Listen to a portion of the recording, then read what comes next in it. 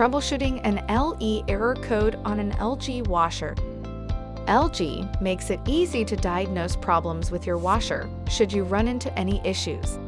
If an issue occurs, the washer is programmed to communicate diagnostic messages, displayed as codes that can assist you or a technician in getting the unit back to optimum performance. If you are seeing an LE error code on your LG washer's display panel, this indicates that the motor is locked, possibly due to a heavy wash load. Large-sized and heavy loads will put a strain on the motor, causing the LE code to appear. To resolve the issue, press power to turn the washer off. Then unplug the washer from the power outlet or turn the circuit breaker to the unit off. With the power disabled, press and hold the Start/Pause button for 5 seconds. Plug the washer back in or turn the circuit breaker back on. If you are washing a heavy or large load, reduce the load size and attempt to restart the cycle.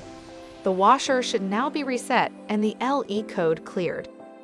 If the error code continues to display on every washing cycle, the unit will require a repair service. Please visit our Request a Repair page. For further assistance, you can easily find our contact information on the LG.com website. Go to the support menu to ask us more questions.